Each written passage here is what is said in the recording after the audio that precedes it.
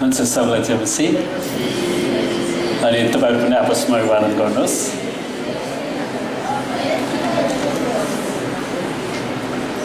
हुन्छ, पहिला हामी बिरामीहरुको लागि प्रार्थना गरौँ। तपाई जतिजना बिरामी हुनुहुन्छ तपाईलाई प्रार्थनाको खाँचो छ भने हात उचाल्नु होला र हात उचाल्नु भएको बिरामी जति उभिनुहोस् र तपाईलाई जहाँ समस्या छ तपाईको आफ्नो हात त्यो दुखेको ठाउँमा राख्नुहोस् र राख्न नमिल्ने ठाउँमा बिरामी छ भने टाउकोमा हात राख्नुहोस्। हुन्छ, र आउनुहोस् हामी प्रार्थना गरौँ। अरूले बिरामीतिर हात बढाउनुहोस्। परमेश्वर पिता, हामी प्रार्थना गर्छौँ तपाईका छोराछोरीको शरीरमा जे जति रोग बिमारहरू, शैतानका आक्रमणहरू, तन्त्रपतका श्रापहरू छन्, शारीरिक दुर्बलताहरू, सुगर, प्रेसरहरू प्रभु, ती सबै मसल्सका कमजोरीपनहरूलाई हामी येशूको नाउँमा निस्कने आज्ञा दिन्छौँ र येशूको कोर्राको चोटमा ती सबै रोगहरू निको भइसकेको घोषणा गर्दछौँ। प्रभु, तपाईको रगत लगाउँदछौँ र तपाईको चंगाई र छुटकाराको घोषणा गर्छौँ।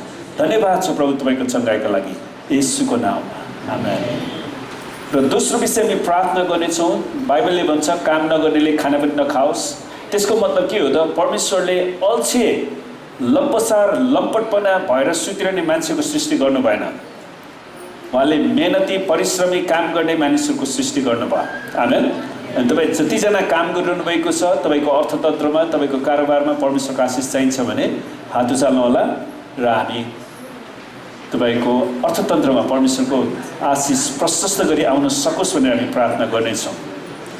परमेश्वर पिता, हामी तपाईलाई धन्यवाद दिँदछौँ। यी मेहनती हातहरू, जसले परिश्रमी हातहरू, जसले तपाईको वचन अनुसार विभिन्न किसिमको व्यवसायमा, रोजगारमा रहेर काम गरिरहनु भएको छ, प्रभु हामी प्रार्थना गर्छौँ जसले तपाईँले प्रतिज्ञा गर्नुभयो, म तिमीहरूको हातको परिश्रममा आशिष दिनेछु।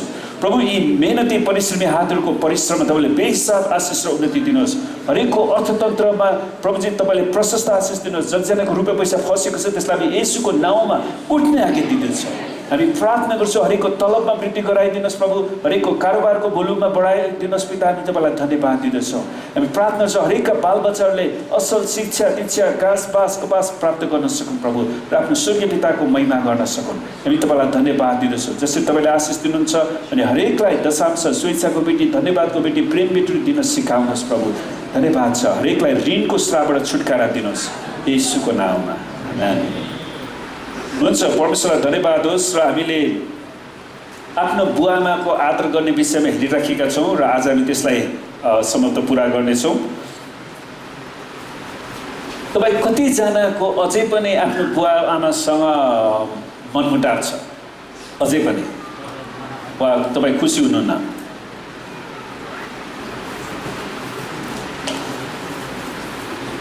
सार्वजनिक रूपमा त हात नउचाल्नुहोस्। यदि तपाईँको मनमा त्यस्तै पनि छ, तपाईँको बुवाआमाप्रति अझै पनि खुसीपन छैन, तपाईँले आफ्नो बुवाआमालाई अझै पनि इज्जत गर्न सकिरहनु भएको छैन, वा कोही कोही बुवाआमाहरूले आफ्ना बालबच्चालाई हुर्काउँदाखेरि एकदमै श्राप, गाली, तुच्छपन त्यो कुराहरू बोलेर हुर्काएको कारणले उनीहरूलाई एकदमै गाह्रो हुँदो रहेछ है। अनि कतिचोटि ती बाबुआमाहरूलाई उनीहरूको बाबुआमाले त्यसरी श्रापमा हुर्काएको कारण त्यो चाहिँ ट्रान्सफर भएर जाने के। अनि मैले कतिवटा घरहरूमा यात्रा गर्दाखेरि, भेटघाटमा जाँदाखेरि एउटा कुरा के थाहा हुन्छ भने मेरो दिमागले, मैले साइकोलोजी, सोसियोलोजी सबै विषयहरू पढेको कारणले त्यो अटोमेटिकली त्यो घरको अवस्थालाई मैले अध्ययन गरिरहेको हुन्छु क्या। अनि त्यो मान्छेले किन त्यसरी बोल्छ भन्दाखेरि उसको घरको बुवाआमाले बोल्ने कुरा चाहिँ उनीहरूले बोलिराखेका हुँदो रहेछ। किनकि सानोमा ऊ हुर्किँदाखेरि उसको बुवाआमाले जे कुरा रोप्यो उसको दिमागमा त्यही कुरा उसबाट निस्किने हो क्या। त्यसैले कतिजना मान्छेहरू, कोही कोही मान्छेहरू तपाईँको उसको घरमा बाबुआमा चाहिँ, बुवाआमाहरू चाहिँ नै यदि आर्मी स्वभावको वा कोही आर्मीमा जागिर छ भने आर्मीको स्टाइलले बोलिरहेको हुन्छ हो। किनभने आर्मीको हुकुममा एक गर, ठोक, हान, अरूको बोल्यो नि त्यसो, त्यो हुने त, त्यो गल्ती गऱ्यो भने हानिहाल्ने, पिटिहाल्नु पर्ने, उनीहरूको त्यस्तो चलन हुन्छ नि। त्यो घरको बच्चाहरू पनि त्यही प्रकारले हुर्किरहेको हुन्छ क्या खास। अब कतिवटा घरको विभिन्न किसिमको अरू स्वभाव हुन्छ, उनीहरू त्यही प्रकारले हुर्काइराखेको हुन्छ है। त्यसैले हामीहरूले हरेकले हाम्रो सबैभन्दा महत्त्वपूर्ण नमुना चाहिँ परमेश्वरको वचन हो। त्यसैले परमेश्वरको वचनअनुसार हाम्रो जिब्रोलाई लगाम लगाउनु अनि परमेश्वरको वचनअनुसार हाम्रा बालबच्चाहरूलाई शिक्षा दीक्षा दिनु, परमेश्वरको वचनअनुसार हाम्रा वृद्ध बुवाआमाहरूको सहायता गर्नु है, उनीहरूको हेरविचार गर्नु चाहिँ एकदमै महत्त्वपूर्ण कुरा। आमेन। अनि बाइबलले यो कुरालाई एकदमै महत्त्व दिएको छ। यदि हामीले आफ्नो बुवाआमालाई इज्जत गर्न सकेनौँ भने हाम्रो सृष्टिकर्ता परमेश्वरलाई पनि आदर गर्दैनौँ है। तपाईँहरू कतिजनाले आफ्नो बुवाआमालाई कमसेकम तपाईँको घरमा लिएर आएर केही समय हुर्काउने, बढाउने, उहाँलाई खानपान गर्ने, उहाँको स्वास्थ्य उपचार केही न केही तपाईँले गर्न आवश्यक छ। आमेन। कि तपाईँको बुवाआमालाई थाहा हुनु पऱ्यो कि मेरो छोराछोरीको मन मतिर छ। आमेन। तर कहिलेकाहीँ बाबुआमाले पनि गलत रूपले हुर्काएको कारणले छोराछोरीहरू विद्रोही भएर गएका हुन्छन्। त्यो चाहिँ अर्को कुरा हो। अनि त्यसमा पनि हामी होसियार गर्नुपर्छ। जब मानिसहरूले अधिकारको विरुद्ध विद्रोह गर्छन्, कहिलेकाहीँ अधिकारमा भएको व्यक्तिकै कारण मानिसहरू भड्केका हुन सक्छन्। अब कोही बाबुआमाहरू रात दिन जाँड खाएर मातेर व्यवहार गरिराखेको हुन्छ होइन। अब मैले थाहा गरेको छु कतिजना आमाहरूले आफ्नै छोरीहरूलाई वेश्यावृत्ति गर्न पठाए, त्यो पनि छ। त्यसैले उनीहरूले त्यही प्रकारको पछिबाट असल कुरा खोज्दा पाउँदैन नि त। अनि जस्तो पश्चिम नेपालमा त्यो एउटा वादी जातिहरू उनीहरूको व्यवसाय नै वेश्यावृत्ति गरेर बाँच्नु, अनि त्यो किसिमको श्राप त्यहाँनिर भइराखेको हुन्छ है। त्यसलाई हामीले धेरै होसियार गर्नुपर्छ है। अनि कसरी उनीहरू भड्केका हुन्छन्, त्यो श्राप उनीहरूमाथि आइराखेको हुन्छ। अनि कहिलेकाहीँ सुन्नुहोस्, कसैको घरमा कोही मान्छेहरू जहिले पनि अरूलाई दबाएर अरूलाई अधीनमा पारेर बोल्ने मान्छेहरू हुन्छ नि, उनीहरूको घरमा कतिचोटि त्यो तन्त्र मन्त्र गर्ने मान्छेहरू हुनसक्छ। अनि तन्त्र मन्त्रको मुख्य कुरा नै के भने अरूको मन र अरूको तनलाई कब्जामा लिन खोज्नु है। उसले धम्कीको भाषा दिएर हुन्छ कि अरू विभिन्न कुराहरू गरेर हुन्छ कि उसलाई कब्जामा लिन खोज्नु है। त्यो श्रापबाट पनि छुटकारा पाउन पर्छ। आमेन। अनि ती कुरा नहुँदाखेरि चाहिँ घर परिवारमा विद्रोह आउँछ, अशान्ति आउँछ। जब अधिकारमा बसेका व्यक्तिहरूले परमेश्वरको वचनलाई पछ्याउँछन्, विद्रोहको कुनै कारण नै हुँदैन। उनीहरूले जब परमेश्वरको वचनलाई पछ्याउन सुरु गर्छन्, त्यसपछि परमेश्वरको आशिष आउन सुरु गर्छ। अनि त्यसपछि विद्रोह गरिरहनुपर्ने बाध्यता हुँदैन। तर उनीहरूले आफ्ना बालबालिकाहरूलाई शिक्षा दिएनन् भने तिनीहरू भड्केर जान सक्छन्। शिक्षा दिनुपर्ने बेलामा शिक्षा दिनुपर्छ। बाबुआमाले सुन्नुहोस्, बालबच्चाहरू सानो हुँदाखेरि बाबुआमाले कमाएर खुवाउनु पर्यो, उनीहरूको शिक्षा दीक्षामा लगानी गर्नु पर्यो। आमेन। अनि मात्रै पछि तपाईँ बुढो हुँदै जाँदाखेरि तपाईँको बालबच्चाहरू जवान हुन्छन् अनि उनीहरूले तपाईँलाई हेरविचार गर्न सक्छन्।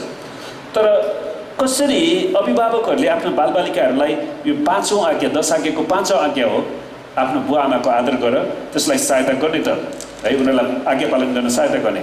पहिलो कुरा हामीले हेरेका थियौँ, परमेश्वरको मार्गमा हिँड्न शिक्षा दिएर हामीले हाम्रो बालबच्चालाई परमेश्वरको मार्गमा, परमेश्वरको बाटोमा हिँड्नलाई चाहिँ प्रेरणा दिनुपर्छ। बालबच्चाहरू कतिचोटि सधैँभरि तपाईँसँग रहिरहँदैन। उनीहरू स्कुलमा जान्छन्, उनीहरूले कस्तो साथी भेटाउँछ, अनि उनीहरू पछिबाट आफ्नो कार्यक्षेत्रमा जान्छन्, अफिसहरूमा नयाँ नयाँ मान्छे भेटेर आउँछन्, उनीहरूले कस्तो कस्तो व्यक्तिहरूसँग सङ्गत गरिरहनु परिरहेको हुन्छ अनि उनीहरूलाई त्यतिखेर फसाउने कुराहरू हुनसक्छ। त्यसैले व्यवस्था 6 को 7ले भन्छ कि परमेश्वरको वचन तिमीहरूले आफ्ना छोराछोरीहरूलाई होसियारी साथ सिकाऊ।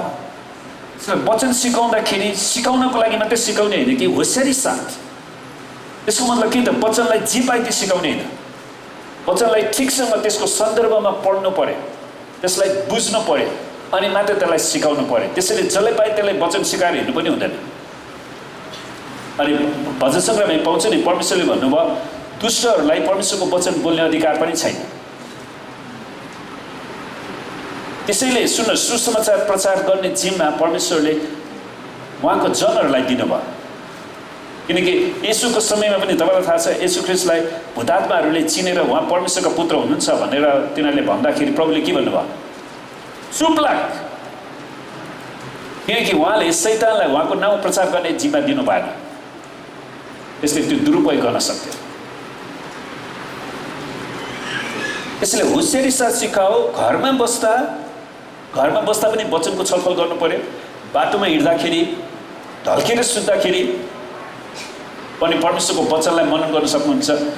तपाईले अहिले कचोटि हाम्रो वचन चर्चको वचन युट्युबमा हालेको कारण तपाईले ढल्केर बस्दा पनि तपाईले त्यो युट्युब खोलेर सुन्न सक्नुहुन्छ। कचोटि म त्यसै गर्छु।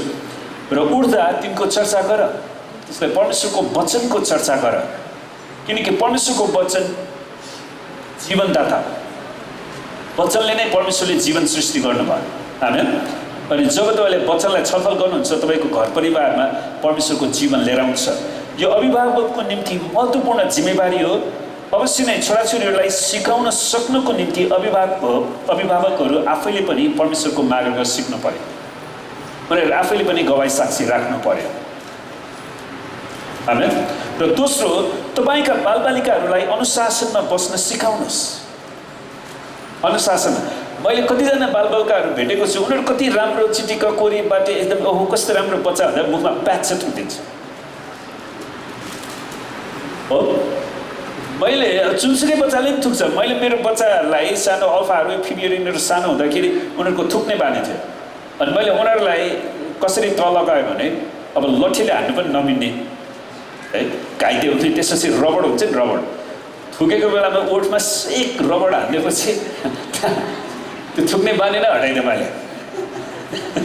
त्यो अलिकति सुनिन्छ है, त्यो फेरि आफै निको पनि भइहाल्छ क्या। खासै हड्डीसड्डी भाँचिँदा नि केही पनि हुँदैन। कतिजनाहरूले त्यस्तो, किनभने म आफैले त्यो भोगेको छु है। उनीहरूलाई सानैदेखि सिकाउनुपर्छ। अब कतिजनाको घरमा बालबच्चाहरू घरमा पाहुना आउँदाखेरि कुकुर आयो कि बिरालो आयो कि मतलबै छैन। अनि कतिजनाहरूले चाहिँ उनलाई एकदमै ल पाहुना आएको छ चिया पकाउँ वा के सत्कार गरौँ, के न के उसले पानी दिउँ, के न के दिइराखेको हुन्छ। अनि छोराछोरीहरूलाई बाबुआमाले त्यो कुरा सिकाउनुपर्छ। अब अहिले बालबच्चाहरू हरेक हातमा मोबाइल भयो, फोन, घरमा पाहुना आयो के भन्यो मतलब जोसुकै आउँछ उसको गेम हेरिरहेको हुन्छ, हो कि न। त्यसैले बच्चाहरूलाई हामीले अनुशासन सिकाउनु पर्यो। हितोपदेशको पुस्तकले यस विषयमा ठुलो शिक्षा दिन्छ। हितोपदेश 22:6 भन्छ, बालकलाई ऊ हिँड्नुपर्ने बाटोमा तालिम देऊ, तालिम देऊ भनेको छ। त्यसैले सानैदेखि बाबुआमाले आफ्नो छोराछोरीहरूलाई ठिक कुरा गर्नको लागि तालिम दिनुपर्छ। सुन्नुहोस्, कोही कोही बाबुआमाहरूले आफ्नो छोराछोरीहरूलाई तालिम नदिएको कारण उनीहरूले चोर बनेर जान्छ। कतिजनाको मान्छेहरूको पैसा लिएर आइराखेको हुन्छ, स्कुलमा जाँदाखेरि कापी कलमहरू पेन्सिलहरू लिएर आइराखेको हुन्छ, उनीहरूले चोरेर। अनि बाबुआमाले त्यो चेक गरेर कसको थियो उसलाई फिर्ता गर्न लाउनुपर्छ। यदि उसलाई समयमै त्यो कुरा सिकाएन भने उसले चाहिँ अन्तमा गएर त्यो कुख्यात डाका बन्न सक्छ। सुन्नुहोस्, यो एउटा भएको घटना हो। एकजना मान्छेले, एकजना आमाले चाहिँ उसको श्रीमानले उसलाई डिभोर्स गरेर छोड्यो। अनि त्यसपछि उसको एउटा सानो बच्चा थियो, उसलाई हुर्काउनु थियो। अनि उसले के विचार गर्यो भने ठिक छ, मेरो बच्चालाई अब म बाउको माया पनि माफै दिन्छु, आमाको माया पनि माफै दिन्छु र उसलाई बाउको अभाव हुन दिन्न भनेर उसले आफैले हुर्काउने निर्णय गरे। अनि त्यसपछि उसले उसलाई हुर्काउँदै गयो। अनि त्यसपछि एक दिन उसको बाउले छोराले चाहिँ चोरेर 5 रुपियाँ चोरेर ल्याएको घरमा। अनि उसले, आमा मैले आज 5 रुपियाँ चोरेँ। ठिकै छ। अनि त्यसपछि उसले केही पनि भनेन। अनि अर्को दिन बिस्तारै उसले 10 रुपियाँ चोर्यो। आमा मैले 10 रुपियाँ चोरेँ। ठिकै छ। अनि बिस्तारै उसले हुँदाहुँदै आज मैले घरमा साथी के अरे स्कुलमा जाँदा साथीसँग झगडा गरेँ। ठिकै छ। मैले एकजना साथीको नाक फुटाल्दिएँ। ठिकै छ। अनि ऊ त्यसरी नै हुर्क्यो। अन्तमा गएर 17-18 वर्ष 20 वर्ष पुगेपछि कुख्यात डाका बन्यो। अनि डाका बनेपछि उसलाई एक दिन सरकारले पक्राउ गरे, कानुनले पक्राउ गर्छ, अदालतमा जान्छ। अनि अदालतले उसलाई मृत्युदण्डको सजाय दिन्छ, किनकि उसले 1 नम्बरको अपराध जुन मृत्युदण्डको अपराध गरेको थियो। अनि उसले मृत्युदण्डमा जानुभन्दा अगाडि उसले न्यायाधीशसँग एउटा कुरा भने, प्रधान न्यायाधीशज्यू, म ठिक छ, म मर्न तयार छु, तर मर्नुभन्दा अगाडि मलाई एकचोटि मेरो आमालाई भेट्न दिनुहोस्। अनि उसको इच्छा पुरा गरिदिन्छ, उसको आमालाई त्यहाँनिर अदालतमा भेट्न दिन्छ। अनि उसको आमालाई गएर उसको पालो पहिलो कुरा 2 झापड हाने उसले, 2 झापड बेसरी हाने। अनि त्यसपछि उसले बताउँछ मैले किन आज मेरो आमालाई झापड हाने, किनकि आमाले जसरी मलाई सानोमा हुर्काउनु भयो, मैले पैसा चोरेँ, मैले आमालाई भन्थेँ आमा मैले आज पैसा चोरेँ, ठिकै छ, साथीसँग झगडा गरेँ त्यो पनि ठिकै छ, मैले गुन्डागिर्दी गरेँ त्यो पनि ठिकै छ, मैले मान्छेहरूको हत्या गरेँ त्यो पनि ठिकै छ, आज म यो अवस्थामा आइपुगेँ। अनि त्यो चाहिँ यो दुःखलाग्दो घटना, यो घटना चाहिँ अमेरिकामा भएको घटना हो। फेरि हामीहरूले हाम्रो बालबच्चाहरूलाई सानैदेखि ठिक अनुशासन सिकाएनौँ भने अन्तमा गएर उनीहरू मृत्युमा पुग्न सक्छ। आमेन। त्यसैले बालबच्चा जो परमेश्वरको स्वरूप हो, अनि त्यो बच्चालाई परमेश्वरको स्वरूपमा हुर्काएर परमेश्वरको राज्यमा परमेश्वरलाई सुम्पिनु चाहिँ हाम्रो जिम्मेवारी हो, ताकि त्यो बालकको जीवनद्वारा यो देशको भविष्य परिवर्तन हुन सक्छ। आमेन। त्यसैले बालकलाई ऊ हिँड्नुपर्ने बाटोमा तालिम देऊ र वृद्धावस्थासम्म ऊ त्यसबाट तर्केर जाँदैन। उसले वृद्धावस्थासम्म पनि मलाई खुसी लाग्छ, हामीसँग एकजना 90 वर्षको आमा हुनुहुन्छ, उहाँलाई कसले तालिम दिएको होला, उहाँ आजसम्म पनि आफ्नो विश्वासमा स्थिर हुनुहुन्छ। आमेन। उहाँलाई तालिम दिएर हामी सम्मान गरौँ।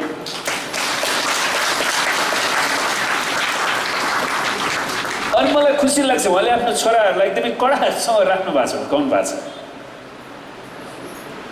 अनि त्यो एकदमै खुसीको कुरा। त्यसैले हामीहरूले तालिम दिने कुराहरू एकदमै महत्त्वपूर्ण हुन्छ। त्यसलाई सानोमा अलिकति चित्त दुख्न सक्छ, तर त्यो चित्त दुखाइले पछि उसलाई एकदमै ठुलो दुर्घटनाबाट बचाउनु पनि सक्छ। आमेन। अनि त्यो वृद्धावस्थासम्म पनि त्यसबाट तर्केर जाँदैन, ऊ स्थिर भइरहन्छ।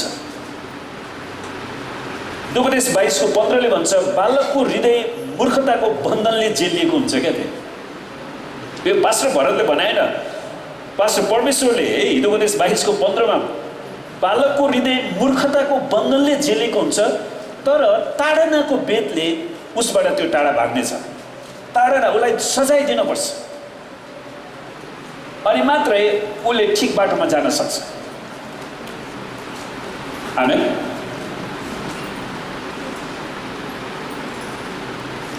त्यसैले बालकहरूलाई सजाय दिनु पनि उसलाई जीवनको मृत्युको मुखबाट बचाउनु रहेछ। उपदेश 29:15 र 17 भन्दछ सुधारको छडीले बुद्धि प्रदान गर्छ। सुधारको छडीले बुद्धि दिन्छ उसलाई। कतिजनाहरूको बुद्धि भ्रष्ट हुन्छ, उनीहरूलाई शैतानले बहकाइराखेको हुन्छ, शैतानले उसलाई मृत्युमा पुर्याइराखेको हुन्छ, आत्महत्यामा पुर्याइराखेको हुनसक्छ। अनि त्यसैले उसलाई सानैदेखि अनुशासन गर्यो भने उनीहरूले ठिक मार्गमा हिँड्न सक्छन्। तर छाडा छोडेको छोराले आफ्नो आमाको बेइज्जत गर्छ। छाडा छोडेको छोरीले आफ्नो आमाको बेइज्जत गर्छ। अनि धेरैचोटि हामीहरूको बच्चाहरूलाई हुर्काउने चाहिँ बच्चाको इच्छा पुरा गर्न खोज्छौँ, तर बच्चाको सबै इच्छा पुरा गरिनु हुँदैन। आमेन। तपाईँले उसलाई समयमै यो गर्नु हुँदैन भन्ने सिकाउनु पनि पर्छ, किनकि छाडा छोडेको छोराछोरीले आफ्नो आमाको बेइज्जत गर्छ। आफ्नो छोरालाई ताडना दे र त्यसले तँलाई शान्ति दिन्छ, त्यसले तेरो प्राणमा अति आनन्द ल्याउनेछ। तपाईँ हरेक बाबुआमाले तपाईँको छोराछोरीले असल गरेको, प्रगति गरेको, अनि तपाईँलाई तपाईँको व्यापारमा, व्यवसायमा, तपाईँको जीवनमा चाहिँ नै असल कुरा भनेको तपाईँ चाहनुहुन्न? त्यसले तपाईँलाई खुसी ल्याउँछ कि ल्याउँदैन? आमेन। तर त्यो त्यत्तिकै हुँदैन नि। त्यो हुन सक्नको लागि तपाईँले छोराछोरीसँग कति समय बिताउनुहुन्छ, उनीहरूसँग कतिको संगत गर्नुहुन्छ। कहिलेकाहीँ बाबुआमाहरू पनि बिग्रेर जाँदाखेरि, उनीहरूले गलत सङ्गति गर्दाखेरि छोराछोरीले हप्काउनु पर्ने अवस्था पनि आउन सक्छ। अनि त्यो परिपक्वता हाम्रो छोराछोरीमा हामीले देख्न सक्यौँ भने त्यो परिवारमा परमेश्वरको आशिष आउन सक्छ। त्यसैले आफ्ना छोराछोरीलाई समयमै हामीले ताड्ना दियौँ भने त्यसले चाहिँ हामीलाई शान्ति पनि दिन्छ र त्यसले हाम्रो प्राणमा पछिबाट आनन्द पनि ल्याउँछ। आमेन। नत्र भने उनीहरूलाई हामीले समयमै सिकाएनौँ भने कतिजना बच्चाहरू चाहिँ उनीहरू बाउआमाको निम्ति एउटा दुःखको कारण बन्छ। त्यसैले हामीले निरन्तर उनीहरूसँग प्रार्थना गर्नु पर्यो, उनीहरूसँग कुराकानी गर्नु पर्यो, समय बिताउनु पर्यो। खालि उनीहरूको इच्छा पुरा गर्ने मात्र होइन, त्यो हुँदैन भन्न पनि सिक्नु पर्यो। आमेन। र तेस्रो नम्बरमा तपाईँका छोराछोरीहरूको आवश्यकतालाई जुटाइदिनुहोस्, अर्थात् आधारभूत आवश्यकतालाई जुटाइदिनुहोस्। जुटाउने भन्दाखेरि दुईटा कुरा, आवश्यकता र चाहनामा फरक छ। आधारभूत आवश्यकता भनेको नभई नहुने कुरा, चाहना भनेको भए पनि हुन्छ नभए पनि हुन्छ। त्यसैले हामी बच्चाहरूको सबै चाहनालाई पुरा गर्न उचित छैन। तर उनीहरूको आधारभूत आवश्यकता चाहिँ उनीहरूले पाउनुपर्ने घाँस बाँस कपास शिक्षा दीक्षा यो कुरालाई चाहिँ तपाईँले जुटाउनै पर्छ। तर उनीहरूलाई तुरुन्तै मोबाइल फोन जुटाउन आवश्यक छ? ल भन्नुहोस् त। मोबाइल र ल्यापटप यो दुईटा कुरा तपाईँले तुरुन्तै नजुटाउनु होला है। त्यसको असर चाहिँ पढाइमा देखा पर्न सुरु गर्छ। आमेन। त्यसैले बच्चाको आवश्यकता हो कि चाहना हो, यो दुईटा कुरालाई तपाईँले याद गर्नुहोस्। अनि उसले तपाईँले अझै मैले एउटा प्रार्थना सुरु गरेको छु, हाम्रो बच्चाहरूले जे जति डिभाइसहरू है, मोबाइलहरू जे जति प्रयोग गर्छ, प्रभु त्यसको सदुपयोग गर्न सकोस्। त्यो मोबाइलद्वारा धेरै कुराहरू अध्ययन गर्न सकिन्छ। मैले अहिले मोबाइलको माध्यमले धेरै राम्रो प्रोफेसरहरूको टिचिङ सुन्छु। त्यसले गर्दाखेरि अहिले धेरै पैसा खर्च गरेर कलेजहरूमा गएर पढ्न आवश्यकता जस्तो पनि लागेन मलाई। किनकि त्यही उनीहरूले टिचिङ मेटेरियल सबै त्यहाँ राखिदिएको छ क्या। खास बुझ्नु पऱ्यो, सर्च गर्नु पऱ्यो, त्योबाट भेटाउन सक्नुहुन्छ। तर अब तपाईँले त्यही मोबाइलमा धेरै छाडा कुराहरू पनि राखिदिएको छ, तपाईँले कसलाई हेर्नुहुन्छ? यसमा भर पर्छ। अनि कतिजना मान्छेहरूलाई चाहिँ मोबाइलप्रति यति नकारात्मक कुरा छ कि उनीहरूलाई साधारण कुरा उनीहरूले मोबाइलमा गएर कतिवटा कुराहरू सर्च गर्न सक्छ। परमेश्वरको वचनको बारेमा हिब्रू शब्द, ग्रिक शब्द, त्यसको व्याख्या, त्यसको पृष्ठभूमि कतिवटा अध्ययन गर्न सक्छ। अनि त्यति पनि नगरेको कारणले अनि अर्कोले गर्दै अनि उसले तपाईँले किन जस्तो लाग्छ क्या उनीहरूलाई। त्यसैले अलिकति त्यसलाई कसरी सदुपयोग गर्ने, त्यसैले मैले प्रार्थना गर्छु, प्रभु हाम्रो मण्डलीका बालबच्चाहरू जतिजनाले मोबाइल ल्यापटपहरूमा छन् उनीहरूले त्यसको राम्रो सदुपयोग गर्न सक्छ। त्यसबाट धेरै कुरा सिक्न सकिन्छ। उनीहरूले खानेकुरा बनाउन सकिन्छ। मेरो छोरीले एकजनाले कुकिजहरू बनाउन सिक्यो, त्यसबाट के नयाँ खानेकुराहरू बनाउन सिक्छ। एकदमै राम्रो कुरा। त्यति नै कुरा सिक्नु पऱ्यो भने बच्चालाई पठाउनु पऱ्यो भने कति हजार तिरेर पठाउनु पर्छ। म्युजिक बजाउन सिक्न सकिन्छ अहिले युट्युबबाटै हेरेर। अरू धेरै कुराहरू त्यहाँ राखिदिएको छ। त्यसैले उनीहरूले त्यसको राम्रो सदुपयोग गर्यो भने त्यो एकदमै असफल भयो नि। आमेन। अब छोराछोरीलाई कति ठाउँमा खतरनाक ठाउँमा अहिले फेरि याद गर्नुहोस् है, सिरिन्ज हान्ने चलन निस्काएको छ छोरी मान्छेहरूलाई। तपाईँ एक्लै त्यस्तो ठाउँहरूमा जाँदै हुनुहुन्छ भने प्रार्थनासहित पठाउनुहोस्। अहिले फेरि सिरिन्ज हान्न सुरु भइरहेछन्। अब प्रहरीले तिनीहरूको छिटै पक्राउ गर्न सकोस्, त्यो पनि एउटा राम्रो प्रार्थना हो। हाम्रो बालबच्चाहरू कोही पनि गलत कुरामा फस्न नपरोस्। आमेन। त्यसैले उनीहरूको आवश्यकतालाई चाहिँ जुटाउनुहोस्, उनीहरूको चाहनालाई होइन। अनि प्रेरित पावलले भिन्दै कन्टेक्स्टमा भन्छन्, किनभने बाबुआमाको निम्ति छोराछोरीले होइन तर छोराछोरीको निम्ति पो बाबुआमाले सञ्चय गर्नुपर्छ। उनीहरू बालबच्चा हुँदाखेरि छोराछोरीलाई काम गर्न जाँदा भन्नु मिल्दैन, त्यसै त हामीले उनीहरूलाई भिखारी बनाउँछौँ।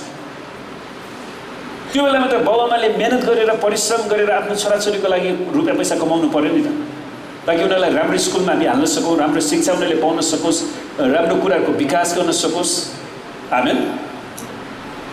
यसको सन्दर्भ फरक भए तापनि सिद्धान्त चाहिँ एउटै हो। आफ्ना बच्चाहरूको खाँचोलाई पुरा गर्ने जिम्मेवारी बुवा आमाको। हामी जहिले पनि सुन्नुहोस्, मलाई यही चित्त बुझ्दैन क्या। कहिलेकाहीँ मान्छेहरू चर्चमा आएर तपाईँको चर्चले मेरो बच्चालाई सिधै पढाइदिन्छ, मैले तपाईँलाई सिधै पढाइदिन्छु भनेर तपाईँले बच्चा पाओ जहिले पनि मान्ने, कहिलेसम्म भिखारीको आत्मा लिने? तपाईँले बच्चा पाउनुभन्दा अगाडि नै त्यसैले फ्यामिली प्लान गर्नु पर्यो, तपाईँलाई योजना बनाउनु पर्यो। तपाईँ कतिजना बालबच्चा जन्माउने, हुर्काउने, कुन स्कुलमा पढाउने, त्यसको लागि तपाईँले पहिले रुपियाँ पैसाहरू बचत गर्न सिक्नु पर्यो। आफू चाहिँ सबै कमाएको पैसा जति छोइला कचिला जाँड रक्सी भुटुन हरेकतिर भयो भरको सबै खाने, अनि बच्चालाई चाहिँ मेरो बच्चा चर्चमा पढाइदिउँ न, अनि अनाथालयमा राख्नु न भन्दै अनि त्यो खोज्दै हिँड्ने। लाज हुनु पऱ्यो नि कमसेकम।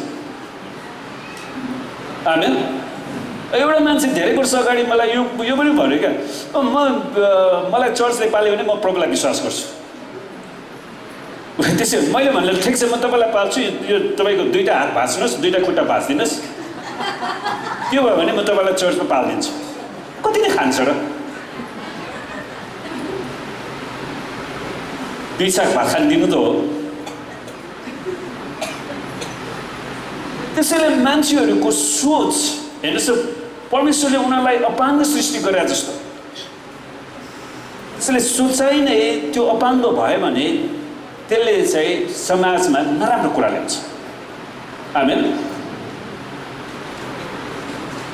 त्यसैले हरेक बाबुआमाले उनीहरूको जवानी उमेर हुँदाखेरि उनीहरूले काम गर्न सक्दा, खट्न सक्दाखेरि आफ्नो छोराछोरीको लागि रुपियाँ पैसा कमाएर उनीहरूलाई समयमै शिक्षा दीक्षा दिनु पर्यो। आमेन। तब वृद्ध अवस्थामा उनीहरूले पनि उनीहरूको क्षमता हुन्छ, उनीहरूको योग्यता हुन्छ, त्यसपछि उनीहरूलाई काम गर्नको लागि अवसरहरू मिल्नेछ, अनि उनीहरूले स्वत रुपियाँ पैसा भएपछि उनीहरूले आफ्नो बाबुआमालाई स्वत सहायता गर्छ। तर सहायता नगर्नेहरू पनि छन्। तपाईँ पशुपतिमा वृद्धाश्रममा जानुभयो भने कतिजना धेरै रुपियाँ पैसा कमाएकाहरूले बाबुआमालाई पशुपतिमा फ्याँकेर उनीहरू चाहिँ विदेशमा गएर बस्छ। त्यो अवस्था आउनु हुँदैन। आमेन। त्यसैले उनीहरूको खाँचोहरू, विशेष गरी उनीहरूको शारीरिक, आत्मिक र भावनात्मक खाँचोहरूलाई बाबुआमाले छुटाउनुपर्छ। कहिलेकाहीँ केटाकेटीहरू आफ्नो खाँचो पुरा नभएको कारण गलत व्यवहार पनि गर्न पुग्छन्। यसमा हामीले होसियार गर्न पर्यो। हामीले प्रार्थना पनि गर्छौँ। परमेश्वरलाई धन्यवाद होस्, हामी क्रिस्चियनहरूको हकमा हामीसँग त परमेश्वर हुनुहुन्छ, पवित्र आत्मा हुनुहुन्छ, परमेश्वरको वचन छ, मण्डली छ, हाम्रो क्रिस्चियन समाज छ। आमेन। त्यहाँबाट पनि त उनीहरूलाई धेरै प्रभाव परिरहेको हुन्छ। त्यसैले हामी निरन्तर हाम्रो बालबच्चालाई मण्डलीमा लिएर आउने, परमेश्वरको उपस्थितिमा लिएर आउने जिम्मेवारी चाहिँ हामीले त्यसलाई टुटाउनु हुँदैन, र निरन्तर ल्याउनुपर्छ। चौथोमा, आफ्नो छोराछोरीहरूलाई रिस नउठाऊ अनावश्यक। एफिसी 6:4 भन्छ, बाबु हो आफ्ना छोराछोरीलाई रिस नउठाऊ, तर तिनीहरूलाई प्रभुको अनुशासन र शिक्षामा हुर्काऊ। अब कहिलेकाहीँ बाबुआमाले भन्छन्, अब मैले हगेर जन्माएको बच्चा त हो नि यो भनेर तपाईँले हग्या भन्दैमा जे पाइ त्यो बोल्न मिल्छ? हामीले बुझ्नु पर्यो कि हाम्रो आमाको गर्भमा त्यो बच्चा बन्दाखेरि नै परमेश्वरको स्वरूपमा बनिएको। पहिलो कुरा, हरेक बालबच्चाहरू परमेश्वरका स्वरूप हुन्। आमेन। अनि उसलाई परमेश्वरको वचनमा हुर्काउन बढाउनलाई परमेश्वरले हामीलाई त्यो जिम्मेवारी दिनुभयो, र त्यो जिम्मेवारीलाई हामीले राम्रोसँग निभाएनौँ भने परमेश्वरले उसलाई उठाइ पनि लान सक्नुहुन्छ। अनि तपाईँ आफै चाहिँ बालबच्चा विहीन बनेर दुःखद अवस्थामा पुग्न सक्नुहुन्छ है। त्यसैले हामीले उनीहरूलाई परमेश्वरको वचनमा ठिकसँग हुर्काउन सिक्यौँ भने र अनावश्यक उनीहरूलाई रिस उठाउन पनि हुँदैन, जे पाइँदैन। उनीहरू कोही मान्छेले कतिसम्म गाली गर्ने भन्ने कुराको तोकाइ नै हुँदैन क्या। गाली गर्न पायो भन्दैमा एकदमै तुच्छ शब्द चुनेर उनीहरूले गाली गरेर आउँछ, त्यो चाहिँ दुर्भाग्य। त्यसैले पुरानो करारमा सुन्नुहोस्, एउटा कुरा याद गर्नुहोस्, पुरानो करारमा परमेश्वरले बालबच्चाहरूलाई दण्ड दिँदाखेरि वा कुनै कैदीलाई पनि दण्ड दिँदाखेरि उहाँले 40 कुराभन्दा बढी हान्न पाइँदैन भन्नुभयो। किन? त्योभन्दा बढी हान्यो भने उसको इज्जत जान सक्छ। उसलाई अरू चोट हुनसक्छ। परमेश्वरको मूल उद्देश्य उसलाई चोट पार्नु होइन, उसलाई त्यो दण्डको योग्य छ भन्ने कुरालाई महसुस गराउनु र अर्कोचोटि फेरि अपराध नगर्नु। त्यसैले परमेश्वरले पुरानो करारमा 40 कुराभन्दा बढी हाल्न दिनु भएन। अनि हामी प्रकाशको पुस्तकमा पनि पाउँछौँ परमेश्वरले त्यहाँनिर दण्डको कुराहरू खन्याउँदाखेरि कचौराहरू 7 कचौरा, विपत्तिको कचौराहरू त्योभन्दा बढी खनाएको छैन। हरेक कुराहरू त्यहाँ तोकिएका छन्, नापिएको छ।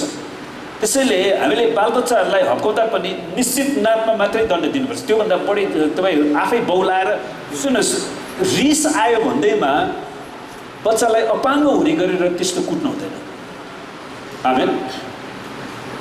त्यसैले बाइबलमा भनिन्छ नि, रिस त गर तर पाप चाहिँ नगर है। त्यसैले विशेष गरी आफ्नो बालबच्चालाई अपाङ्ग बनाएर भोलि तपाईँ अपाङ्ग भयो भने कसले चाहिँ हेर्छ? अनि बाउ छोरै अपाङ्ग। त्यसैले उनीहरूलाई प्रभुको अनुशासन र शिक्षामा हुर्काऊ। त यहाँ रिस भन्ने जुन शब्द छ वा इङ्ग्लिसमा एक्जास्परेट भन्छ, त्यस शब्दको अर्थ चाहिँ हतोत्साहित गर्नु, उसलाई फ्रस्ट्रेट गर्नु है, रिस गर्न लगाउनु। कलोसी 3:21 भन्छ, बाबु हो आफ्ना छोराछोरीहरूलाई रिस नउठाओ, नत्र त तिनीहरू निराश हुनेछन्। त्यसैले आफ्ना छोराछोरीहरूलाई बिना फाँकमा रिस नउठाओ। र रिस नउठाओ भनेको मतलब अब उसले भनेको सबै इच्छा पुरा गर भनेको पनि होइन है। यो कुरामा पनि हामी ब्यालेन्स हुनुपर्छ। निराश वा डिस्करेज शब्दको अर्थ चाहिँ आत्मामा गहिरो चोट पर्नु है, उनीहरूको आत्मामा गहिरो चोट पर्नु हो। त यी सबै कुराहरूमा अभिभावकहरूले होसियार पुर्याउनु पर्छ। त्यसैले बुवामा हुनु मात्रै सजिलो छैन। त्यसै कारणले म तपाईँलाई के सल्लाह दिन्छु भने, तपाईँ विवाह गर्नुभन्दा अगाडि बाउआमा कसरी बन्ने, बाउआमा बनेपछिको जिम्मेवारी के हो, बच्चालाई कसरी हुर्काउने बढाउने है, त्यो कुराहरूमा एकदमै शिक्षा लिनुपर्छ। अनि मैले पनि त्यो त्यति राम्रो शिक्षा नभएको कारणले हाम्रो पहिलो छोरी ठुलो छोरी जन्मिँदाखेरि उसलाई हुर्काउनलाई धेरै गाह्रो भयो। अब जे गरे पनि ज्वरो आइरहेको हुन्छ, पखाला लागिरहेको हुन्छ है, त्यो के औषधि खुवाउने, के गर्ने, कसो गर्ने केही थाहा नभएर। तर प्रभुलाई धन्यवाद, चाहिँ बनस्थलमा एकजना राम्रो डक्टर हुनुहुन्थ्यो। अनि उहाँकोमा हामीले सधैँ लग्यौँ र समयमै उसको उपचार गऱ्यौँ। अनि त्यसपछि दोस्रो बच्चा हुर्काउनलाई गाह्रो भएन, किनकि के समस्या, के औषधि खुवाउने, के हुँदैन, हामी आफै आफ्नो डक्टर आफै भन्यौँ। त्यति चिन्ता भइराखेन। समयमै हामीले उसलाई ठिक औषधि खुवाइदियौँ, त्यो बच्चाहरू राम्रोसँग हुर्किए बढे। आमेन। त्यसैले त्यो हुनुभन्दा अगाडि पनि त्यसैले प्राथमिक स्वास्थ्य उपचार पनि सिक्नु एकदमै राम्रो कुरा। अनि तपाईँको अनुभवद्वारा तपाईँले अरू बच्चालाई पनि बिरामी पर्दाखेरि तपाईँले जाने कुरा सिकाउन सक्नुहुन्छ। आमेन। अनि उनीहरूलाई पनि सहायता पुग्न सक्छ। त हामीले किन आफ्ना बुवाआमाको आदर गर्नुपर्छ त? हामीले बुवाआमाको आदर किन गर्नुपर्छ? एफएसी 6:1 भन्छ, छोराछोरी हो प्रभुमा आफ्ना बाबुआमाको आज्ञा पालन गर, किनकि यो उचित हो, यो जायज हो। इङ्ग्लिसमा फर दिस इज राइट, एकदमै ठिक काम। तपाईँले आफ्नो बुवाआमाको आदर गर्नु चाहिँ सबैभन्दा महत्त्वपूर्ण काम तपाईँले गर्नुपर्छ। हितोपदेश 23:22 भन्छ, तेरो बाबुको कुरा सुन जसले तँलाई जीवन दिए, र आफ्नी आमा वृद्ध हुँदा उनको हेला नगर। आफ्ना आमा वृद्ध हुँदा हेला नगर। मैले कतिजना घरमा सुनेको छु, वृद्ध आमालाई यो बुढीमा कति खराएको भनेर गाली गरिरहेको छ। तपाईँ कतिजना त्यस्तो बानी छ भने आजबाट सुधार्नुहोस् है। आमालाई आमा भन्नुहोस् क्या, उसलाई हेपेर नबोल्नुहोस्, होच्याएर नबोल्नुहोस्। आमेन।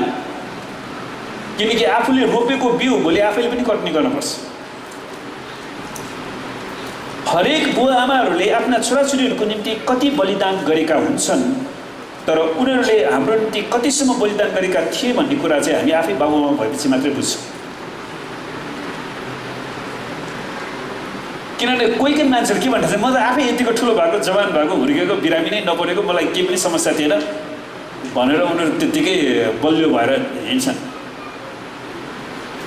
उनीहरूलाई थाहै हुँदैन उसको पछाडि उसको बुवाआमाले कति मेहनत गरेको थियो, उसलाई कति स्वास्थ्य औषधि उपचार सुन्ती प्रार्थना मण्डली वा विभिन्न ठाउँमा हस्पिटलमा पुर्याएको थियो, त्यो कुरा उसलाई थाहै हुँदैन। सबै कुरा आफै गरे भन्ने ठान्छ। त्यसैले उनीहरू आफै बाबुआमा भएपछि मात्रै आफ्नो बुवाआमाको समस्यालाई उनीहरूले बुझ्न सक्छ। दोस्रो कुरा, यसले परमेश्वरलाई खुसी पार्छ। सुन्नुहोस्, हामी यदि परमेश्वरलाई खुसी पार्न चाहन्छौँ भने हाम्रो बुवाआमालाई हामीले इज्जत दिनुपर्छ। आमेन। अनि कहिलेकाहीँ कोही कोही मान्छेहरू म विचार गर्छु उनीहरू सेवकाई सेवकाई भन्छ तर आफ्नो बुवाआमालाई चाहिँ त्यतिकै फ्याँकिरहेछ। के को सेवकाई? पहिले सेवकाई त घरबाट गर्नु पर्यो नि। आमेन। कलसी 3:20 भन्दछ, छोराछोरी हो प्रत्येक कुरामा आफ्ना बुवाआमाको आज्ञा पालन गर, किनकि यस कुराले प्रभुलाई प्रसन्न तुल्याउँछ। हुन त यो वाक्य भन्दाखेरि हामीले ब्यालेन्समा हेर्नु पर्यो। अब परमेश्वरको डर राख्ने बुवाआमाको कुरा गरे, अब परमेश्वरको डरै नराख्ने बुवाआमाले त चोर्न जाऊ, लुट्न जाऊ, झगडा गर्न जाऊ, पिट्न जाऊ भन्यो भने त मान्नु भएन। त्यो अवस्थामा होसियार गर्नु पर्यो। जुन कुराले हाम्रो विश्वासमा चोट लाग्दैन वा परमेश्वरप्रतिको हाम्रो सम्बन्धमा कुनै पनि आघात पुर्याउँदैन भने त्यो कुरालाई गर्नुपर्छ। चुरोट किन भने म चुरोट किन्दिनँ। चुरोटको सट्टा बरु अरू नै असल खानेकुरा चाहिँ किनिदिन सक्छ। आमेन। त आमा बाबुको आज्ञा पालन गरेर उहाँहरू मात्र खुसी बन्ने होइन, यसले परमेश्वरलाई पनि खुसी पार्छ। तेस्रोमा, यसले अधिकार अथोरिटी लाई आदर गर्नुपर्छ भन्ने कुरा सिकाउँछ। तपाईँलाई मन परोस् नपरोस् तपाईँको बुवा आमा परमेश्वरले राखिदिनु भएको व्यक्ति हो अनि उसलाई तपाईँले इज्जत गर्न सिक्नुपर्छ। आमेन। रोमी 13:1-2 भन्छ, हरेक व्यक्ति शासन गर्ने प्रशासकहरूको अधीनमा बसोस्। परमेश्वरबाट आएको अधिकार बाहेक अरू कुनै अधिकार हुँदैन। जुन प्रशासकहरू छन् ती परमेश्वरबाटै नियुक्त भएका हुन्। यसकारण प्रशासकहरूका विरुद्धमा खडा हुनेले परमेश्वरबाट नियुक्त भएकाहरूको विरोध गर्छ र जसले विरोध गर्छन् तिनीहरूले दण्डको आज्ञा पाउनेछन्। पौलले यो पत्र रोमीहरूलाई लेख्दै गर्दाखेरि मैले यसको पृष्ठभूमि अध्ययन गरेँ अनि पौलले यो रोमीको पत्र लेख्दाखेरि रोममा चाहिँ को सम्राट थिए त? अनि सम्राट नेरो थियो रहेछ है। अनि उनले चाहिँ 37 AD देखि 68 AD सम्म रोमबाट शासन गरेका थिए। अनि सम्राट नेरोको चरित्र मैले हेरेँ। उनी चाहिँ नि पहिलो कुरा महाव्यभिचारी, अब शासकहरूको वेश्यावृत्ति त स्वतः हुन्छ है। त्यसपछि उसले धेरै राजनीतिक हत्या गरेको रहेछ, पोलिटिकल मर्डर। अनि उसले धेरै क्रिस्चियनहरूलाई सताएको पनि रहेछ। अनि उसले 64 AD मा रोम सहर आगोले जलेर नष्ट गर्दाखेरि, हुन त पछाडि कसैको भनाइ छ भने त्यो रोम सहर धेरै थोत्रो भएको कारणले अब पुरानो काठहरू बोकेर गयो होला होइन। त्यो बेला त काठको घर अन्त सिममर्मरकोले बनाउनको लागि पनि उसले चाहिँ नि आगो सल्काइदिएको भन्छ क्या। त्यो नेरोको दिमाग चाहिँ अलिकति क्र्याक जस्तै थियो। अनि उसले चाहिँ उसलाई मनपर्ने एउटा कुरा चाहिँ बाजा, ऊ चाहिँ बाजा बजाएर बसिरहेको थियो क्या। विचार गर्नुहोस्, पौलले रोमीको यो पत्र लेख्दाखेरि रोमको सम्राट महादुष्ट थिए, तर पनि पौलले के भन्छ भने हरेक व्यक्ति शासन गर्ने प्रशासकहरूको अधीनमा बसोस्।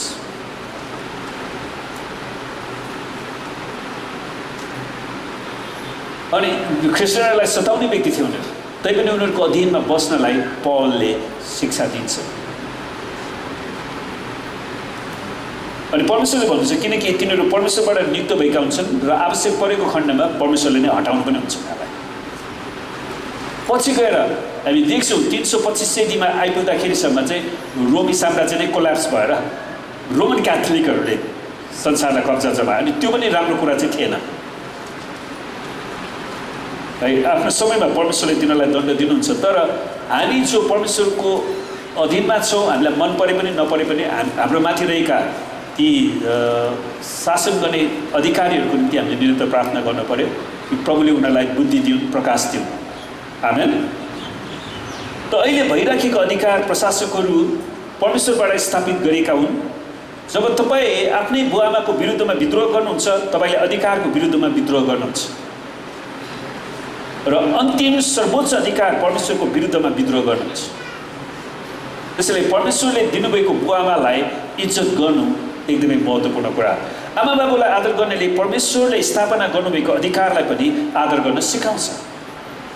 त्यसैले कतिजना मान्छेहरू यी सबै कुरा बुझ्दै नबुझिकन उनीहरू त्यतिकै परमेश्वरले राखिदिनु भएको अधिकारीहरूको विरुद्धमा गएर मानिसहरूसँग कुरा बाँडिरहेको हुन्छ। हामी होसियार गर्नुपर्छ, किनकि परमेश्वरले हाम्रो बोलीको सबै हिसाब किताब राख्नुहुन्छ। आमेन। त चौथो कुरा, यसले तपाईँलाई परमेश्वरको सुरक्षाको घेराभित्र राख्दछ। हिजोभरि 6:20-23 भन्छ, हे मेरो छोरो, यो छोरो भनेको छोरीलाई पनि भने है, सबै छोरालाई मात्र आज्ञा दिएर छ, हामीलाई चाहिँ होइन। छोरी मान्छेले चाहिँ विद्रोह गर्ने भने हो त होइन नि। हे मेरो छोरा छोरी, आफ्ना पिताको आज्ञाहरू पालन गर र आफ्नै आमाको अर्थीलाई नत्याग। आफ्नै आमाको अर्थीलाई नत्याग। ती तेरो हृदयमा सधैँ राख, तिनलाई तेरो घाँटीमा बाँधिराख। त हिँड्दा तिनले तेरो अगुवाई गर्नेछन्, त सुतेको बेला तिनले तेरो हेरचाह गर्नेछन्, त जागा छँदा तिनी तँसित बातचित गर्नेछन्, किनभने ती आज्ञाहरू बत्ती र अर्थी चाहिँ ज्योति हुन् र ताड्नको लागि गरिने हक्काइहरू जीवनका मार्ग हुन्। त्यसैले हामीलाई ठिक मार्गमा ल्याउनको लागि हाम्रा बुवाआमाले गर्नुभएको अनुशासनलाई हामीले इज्जत गर्न सिक्नुपर्छ। आमेन। त कहिलेकाहीँ कोही बुवाआमाहरू चाहिँ जहिले पनि श्राप दिने बुवाआमाहरू पनि हुन्छ। त्यसैले तपाईँले चाहिँ मेरो विचारमा तपाईँले आशिष दिनु, तिमीलाई श्राप गर्नेलाई नश्राप तर के गर, आशिष देऊ। त्यसैले बुवाआमाले तपाईँलाई श्राप दियो भने तपाईँले बुवा तपाईँलाई परमेश्वरले आशिष दिनु भनिरहनु क्या। आमाले तपाईँलाई श्राप दियो भने आमा परमेश्वरले तपाईँलाई आशिष दिनु। अनि त्यसरी तपाईँले आशिष दिइरहनु भयो भने परमेश्वरको आत्माले उनीहरूको मनलाई परिवर्तन गर्न सक्छ, किनकि तपाईँले आशिष रोप्नु भयो नि त। उनीहरूलाई उनीहरूको बाबुआमाले त्यसरी नै हुर्काएको हुन्छ क्या खास। अनि त्यही कुरा उनीहरूको जीवनमा दिमागमा त्यही छ, त्यही बाहिर निस्किनु त हो नि। त्यसलाई हामीले त्यो पनि गर्न सक्छौँ। पाँचौँमा, यसले तपाईँको बुवा र आमालाई शान्ति र आनन्द ल्याउँदछ। बुवा र आमाको जीवनमा परमेश्वरको शान्ति र आनन्द पनि ल्याउँछ। हिजोपति 27:11 भन्छ, हे मेरो छोरो छोरी, बुद्धिमान बन र मेरो हृदयलाई आनन्दित तुल्या, तब मलाई हेलचक्राइको व्यवहार गर्ने जोसुकोलाई पनि म जवाब दिन सक्नेछु। अब कहिलेकाहीँ बाबुआमाहरू चाहिने भन्दा बढी मानिसहरूलाई धम्की दिएर पनि हिँडिराखेको हुन्छ है। मैले त्यस्तो आमा बाबुहरू पनि देखेँ। उनीहरूले भन्छ, मसँग मलाई रिस नउठ है, मेरो त 4जना छोरा छ, छोराले मलाई तिमीले के गर्यो मेरो छोरालाई तिमीलाई कुट्दिन्छ। जहिले पनि उसले छोराको धाक लगाएर हिँड्यो। परमेश्वरमा भर पर्ने कुरै छैन। अनि अन्त्यमा एक दिन उसको छोराले नै आमालाई पिट्यो क्या। अनि त्यसपछि उसको चाहिँ शिर ढल्यो भन्छ नि, त्यो अवस्था पनि आउनु हुँदैन।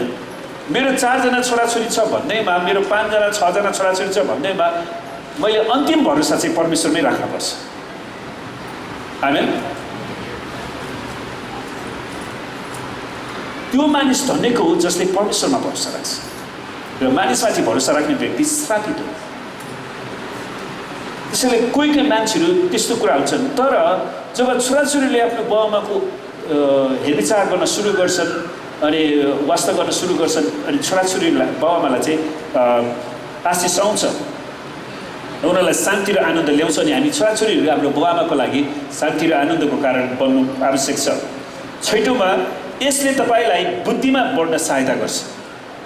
तपाईँ बुद्धिमा, सुन्नुहोस्, तपाईँले आफ्नै बुवाआमालाई इज्जत गर्नुहुन्न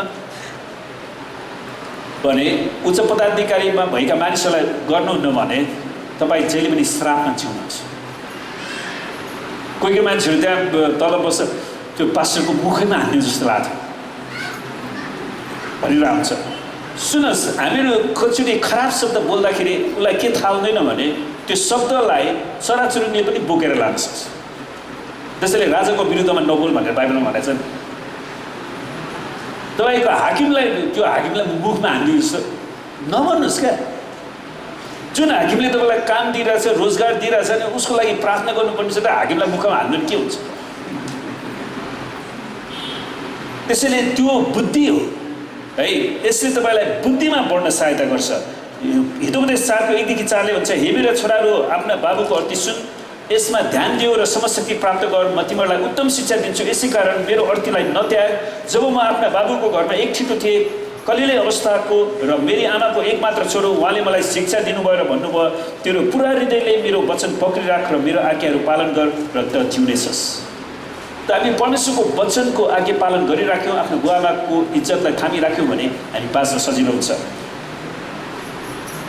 सुन्नुहोस्, बुवाआमामाथि गरिने अनादर र त्यसको नतिजालाई हामी हेर्छौँ। जसले बुवाआमामाथि अनादर गर्छ नि, परमेश्वरले त्यसमाथि दण्ड ल्याउनुहुन्छ। हितोपदेश व्यवस्था 27 को 16 ले भन्छ, आफ्नो आमा बाबुलाई अपमान गर्ने मानिस श्रापित होस्। तब सबैजनाले भनुन् आमेन। आफ्ना आमा बाबुलाई अपमान गर्ने मानिस श्रापित होस्। सुन्नुहोस्, अनाज्ञाकारिताले जहिले पनि अनादर लिएर आउँछ। व्यवस्था 21 को 18 देखि 21 ले भन्छ, आफ्ना आमा बाबुको आज्ञा पालन नगर्ने कुनै अटेरी बदमास छोरालाई ताड्न दिँदा पनि तिनीहरूको बात मान्दैन भने त्यसको आमा बाबुले त्यसलाई समातेर सहरका धर्मगुरुहरूका सहरको मूल ढोकामा लैजाउन्। तिनीहरूले सहरका धर्मगुरुहरूलाई यसो भनुन्, यो हाम्रो छोरो ढिट र बदमास छ, यसले हाम्रो आज्ञाहरू पालन गर्दैन, यो लफङ्गो र मतवाला पनि हो, मतवाला हो। तब यस सहरका सबै पुरुषहरूले त्यसलाई मरुन्जेल ढुङ्गाले हानुन्। तिमीहरूले आफ्ना बीचबाट दुष्टता हटाउनु र सारा इजरायलीहरू यो सुनेर डराउनेछ। मूसाको समयमा चाहिनेभन्दा बढी अचाक्ली भयो भने चाहिँ मृत्युदण्ड दिन्छ। सुन्नुहोस्, त्यसैले त्यो किसिमको ढिटपनमा जानु हुँदैन। आफ्नो बुवाआमालाई अनादर गर्ने मान्छे वास्तवमा कसैले नमारे पनि एक दिन चाहिँ मर्छ क्या, परमेश्वरले पनि दण्ड दिनुहुन्छ। र वर्तमान समयमा यो अनाज्ञाकारितालाई ढुङ्गाले हिर्काएर अब हामीले त्यो गर्न त अधिकार छैन, तर त्यसले उसको जीवनमा अरू दण्डहरू ल्याउँछ। आमेन। आमा बुबालाई श्राप दिँदा वा श्रापको बोलीले अनादर ल्याउँछ अनि त्यसको नतिजा मृत्यु हुन्छ। सुन्नुहोस्, कतिचोटि पति र पत्नीले पनि आफ्नै छोराछोरीको सामने एक आपसमा हेपेर तुच्छ बोली बोल्दाखेरि, छोराछोरीको अगाडि पतिले पत्नीलाई, पत्नीले पतिलाई हेपेर तुच्छ बोल्दाखेरि, जस्तै उनीहरूले कतिजनाले समेटेर भन्छ, बाउ छोरीहरू, आमा छोरीहरू भनेर त्यसरी सबैलाई समेटेर गर्दाखेरि, उनीहरूले गर्दाखेरि के हुन्छ भने छोराछोरीको मनमा बाबाआमाको इज्जतबाट घटाइदिन्छ। त्यसैले हामी जहिले पनि यो कुरामा होसियार गर्नुपर्छ। पति र पत्नीको बिचको कुरा त्यो छुट्टै मिलाउनुपर्छ, तर छोराछोरीको अगाडि बाबाआमाको इज्जतलाई किन घटाउने? त्यसले त्यो परिवारमा आशिष ल्याउँदैन है। प्रस्थान 21 को 17 ले भन्छ, जसले आफ्नो बाबु र आमालाई श्राप छ त्यो मारिनै पर्छ। अनि कहिलेकाहीँ बाबाआमाले आफ्नो छोराछोरीलाई त्यही प्रकारले हुर्काइरहन सक्छ, अनि हामी त्यो कुरामा होसियार गर्नु पर्यो। आमा बुबालाई हिर्काउँदा पनि अनादर हुन्छ। प्रस्थान 21 को 15 ले भन्छ, जसले आफ्नो बुवा आमालाई हिर्काउँछ त्यो मारिनै पर्छ। बुवा आमालाई हिर्काउनु मिलेन, हात उठाउनु मिलेन। आमेन। बुवा आमालाई लुटेर पनि अनादर गरिन्छ। कतिजना छोराछोरीहरू बाबुआमाको पैसा सबै लुट्न चाहन्छ। पैसा दिएर बाबु यो गरेर लिएर आउन, यो त्यहाँ तिर्नुपर्ने ठाउँमा तिर्दैन भने उता गएर सुट प्यान्ट किनेर ल्याइदिन्छ। विचार गर्नुहोस्। अनि त्यसरी आफ्नो बुवाआमालाई लुट्ने हितोपदेश 19 को 26 ले भन्छ, आफ्ना बाबुलाई लुट्ने र आफ्नी आमालाई बाहिर निकाल्ने छोराले शर्म र बेइज्जत ल्याउँछ। हितोपदेश 28 को 24 ले भन्छ, आफ्ना बाबु र आमालाई लुटेर यो गल्ती होइन भन्ने छोरा बर्बाद पार्नेको साझेदार हो है। छोराछोरीले नै आफ्नो बाबुआमालाई बर्बाद गरिराखेको हुन्छ। वृद्ध बुवाआमालाई व्यवस्था गर्नाले पनि अनादर ल्याउँछ।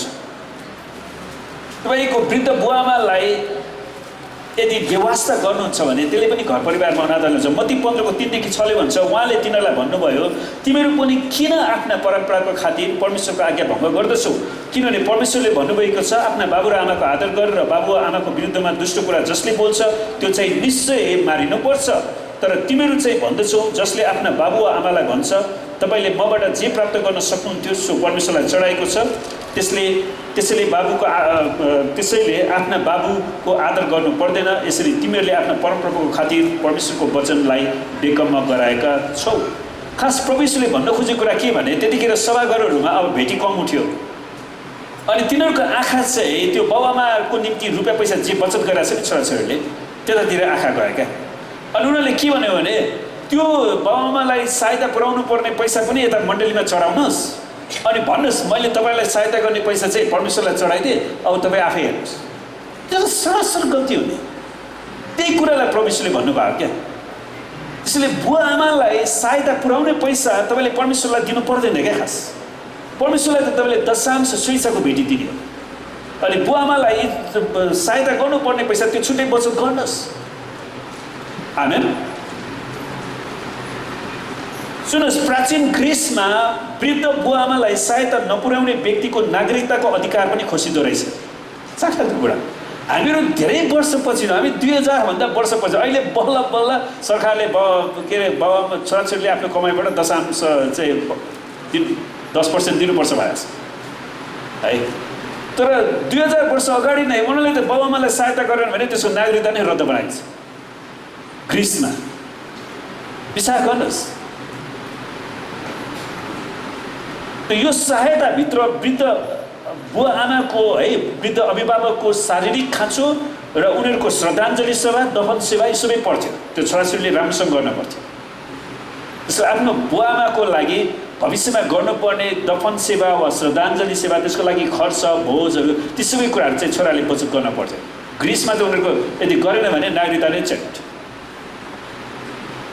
नागरिकता हट्यो भने तपाईँ अहिले पनि बुझ्नुहोस् न, तपाईँको नागरिकता छैन भने कति कुरा गाह्रो हुन्छ त्यसमा। र हामी अन्तिममा आएका छौँ।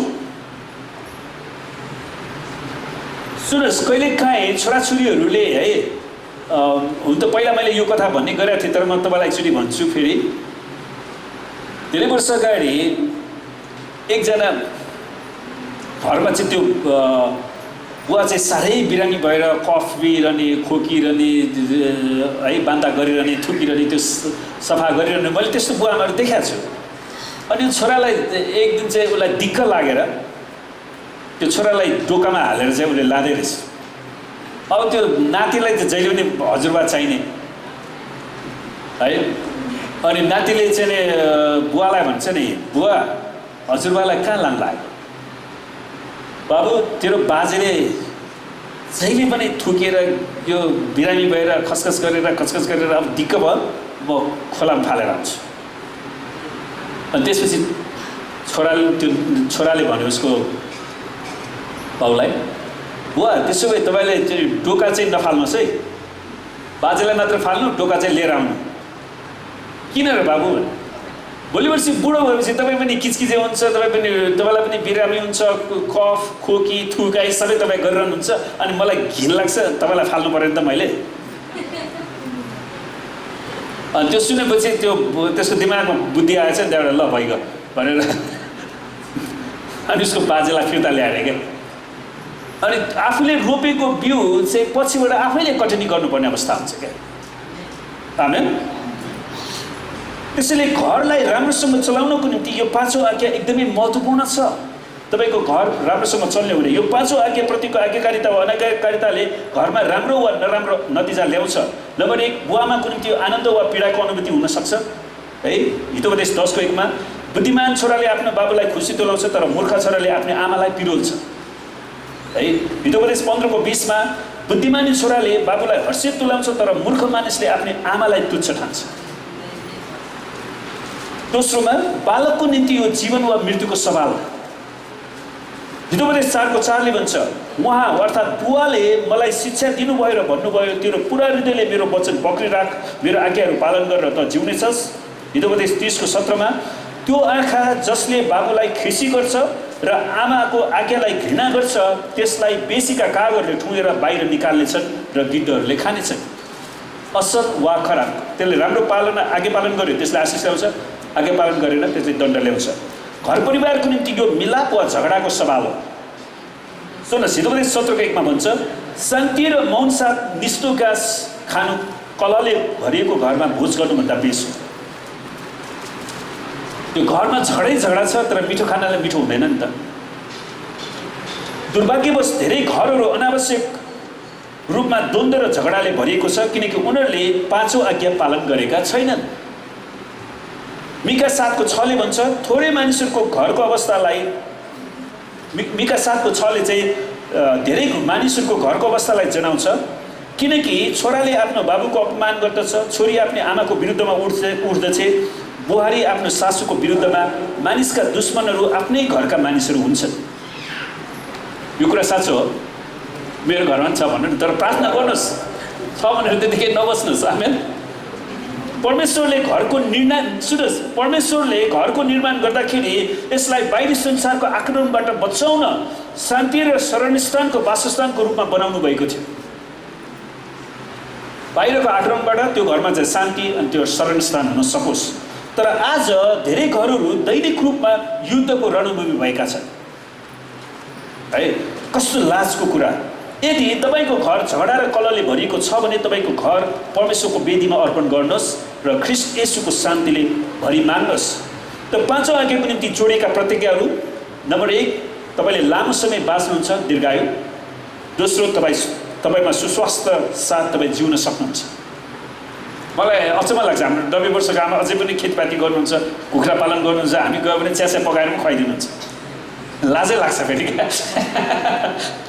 हामीले खुवाउनु पर्ने बेलामा है प्रस्थान 20 को 12 मा आफ्ना बाबु र आमालाई आदर गर कि जुन देश तिमीहरूलाई परमप्रभु परमेश्वरले दिनुहुन्छ त्यहाँ तिमीहरूको आयु लामो होस् लामो आयु मात्र हैन स्वास्थ्य सहितको लामो आयु आमेन हिजो व्यवस्था 15 को 5 को 16 ले भन्छ परमप्रभु आफ्ना परमेश्वरले आज्ञा दिनुभए चाहिँ आफ्ना बाबु र आमालाई आदर गर्नु र परमप्रभु आफ्ना परमेश्वरले दिनुभएको देशमा तिमीहरूको आयु लामो होस् र त्यहाँ तिमीहरूको भलो होस् जुन देशमा हामी बस्छौँ त्यहाँ हाम्रो भलो पनि हुन सक्छ हुनुपर्छ हाम्रो आयु लामो पनि हुनुपर्छ एफएसी 6 को 2 देखि 3 ले भन्छ आफ्ना बाबु र आमाको मान गर जो प्रतिज्ञा सहितको पहिलो आज्ञा हो कि तिमीहरूलाई भलो होस् र पृथ्वीमा तिमीहरू दीर्घायु हो त्यसैले हामी लामो आयुको साथसाथै हामी स्वस्थ जीवन पनि जिउनुपर्छ आमेन त सरल शब्दमा भन्नुपर्दा बुवा र आमालाई आदर गर्ने व्यक्तिको परिवारमा दीर्घायु र भलाइ यो दुवै कुरा आउँछ यसले उनीहरूको परिवारमा आउने खतरनाक आक्रमणहरूबाट बचाउँछ जसले स्वास्थ्य र दीर्घायु दुवै प्रदान गर्दछ त निचोडमा हामी सिध्याउँछ आज यसलाई यो थाहा गर्नुहोस् कि हामीले आफ्नै शक्तिमा 10 आज्ञा पालन गर्न सक्दैनौँ हामी असफल भएको ठाउँमा हामीलाई परमेश्वरको क्षमा चाहिन्छ आमेन प्रभु येशू ख्रीष्टले त हाम्रो पाप धुनलाई आफ्नो शुद्ध र पवित्र रगत हाम्रो निम्ति दिनुभएको छ त्यसैकारण हामी निरन्तर ख्रीष्ट येशूको वेदीमा गइरहनु पर्छ र आउनुहोस् हामी सबै आँखा चिम्लौँ केही समय र हामी मनन गरौँ आजको वचनलाई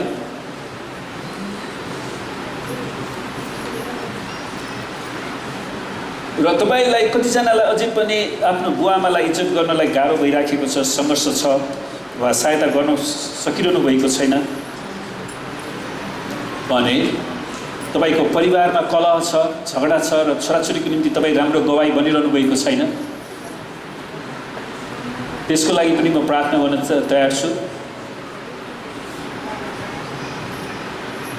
र परमेश्वरको आत्माले आज तपाईलाई बोल्नु भएको छ र तपाईलाई प्रार्थनाको खाँचो छ भन्ने महसुस गर्नुहुन्छ भने हात उचाल्नुहोस् र प्रभुले तपाईको घर परिवारमा शान्ति सुरक्षा लिएर आउन् आमेन परमेश्वर पिता हामी तपाईलाई धन्यवाद दिन्छौँ यी हातहरू जो तपाईको सामनेमा उचालेका छन् प्रभु यो परिवारलाई हामी तपाईको वेदीमा ल्याउँदछौँ प्रभु यो घरको पाप र अपराधलाई तपाईले क्षमा गर्नुहोस् तपाईको रगतले धुनुहोस् प्रभु शुद्ध र पवित्र पार्नुहोस् उहाँको घर परिवारमा एकता दिनुहोस् प्रेम दिनुहोस् मिलाप दिनुहोस् प्रभुजी अनि साँच्चै नै हरेकलाई आफ्नो बुवाआमालाई इज्जत गर्नलाई आफ्नो बुवाआमाको हेरविचार गर्नलाई सहायता गर्नुहोस् अनि बुवाआमाहरूलाई पनि आफ्नो छोराछोरीको निम्ति एउटा नमुना बन्नलाई छोराछोरीको आवश्यकता पुरा गर्नलाई तपाईले सिकाउनुहोस् सहायता गर्नुहोस् आशिष दिनुहोस् प्रभुजी यो परिवारलाई फुटाउन खोज्ने भत्काउन खोज्ने लुट्न खोज्ने शैतानका सम्पूर्ण अग्निबाणलाई हामी येशूको नाउँमा रद्द पार्दछौँ प्रभु तपाईको शान्तिले भर्नुहोस् तपाईको आशिषले भर्नुहोस् पिता हामी तपाईलाई धन्यवाद दिन्छौँ धन्यवाद छ येशूको नाममा आमेन र आउनुहोस् हामी सबै परमेश्वरलाई धन्यवाद दिउँ र हृदयदेखि नै मुख खोलेर परमेश्वरलाई धन्यवाद दिनुहोस् परमेश्वर पिता हामी तपाईलाई धेरै धन्यवाद दिन्छौँ जसरी आज हामीले तपाईको 10 आज्ञाको 5औं आज्ञालाई हेरेका छौँ आफ्ना बुवाआमाको आदर गर प्रभु हामी हरेकलाई आफ्नो बुवाआमालाई आदर गर्नलाई सिकाउनुहोस् शक्ति दिनुहोस् प्रभु आउने दिनहरूमा हाम्रा वृद्ध बुवाआमाहरूलाई हामी इज्जत गर्न सकौँ उहाँहरूको हेरविचार गर्न सकौँ प्रभु उहाँहरूको खाँचोमा जुटाउन सकौँ, हामीलाई शक्ति दिनुहोस्। हाम्रो मण्डलीका हरेक सदस्यको आर्थिक ढोकाहरू खोलिदिनुहोस्, उन्नति दिनुहोस् प्रभुजी, परिवारमा एकता दिनुहोस् प्रभु। हामी प्रार्थना गर्छौँ बाबुआमाको हृदय छोराछोरीतिर, छोराछोरीको हृदय बाबुआमातिर फर्काइदिनुहोस्। बाबुआमा र छोराछोरीको हृदय परमेश्वर तपाईँतिर फर्काउनुहोस्, उनीहरूलाई आशिष दिनुहोस् प्रभु। हामी प्रार्थना गर्छौँ आज जो जतिजना आउन सक्नु भएन, कोही रोगी बिरामी हुनुहुन्छ भने उनीहरूलाई हामी येशूको नाममा चङ्गाइको घोषणा गर्छौँ।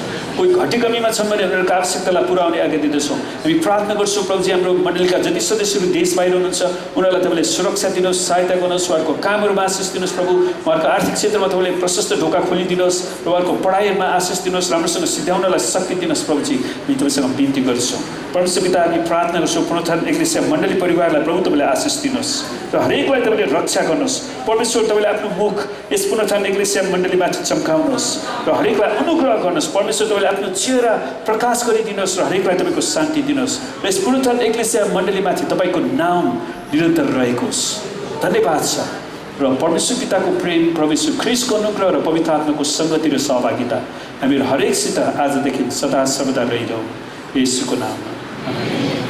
जय मसीह।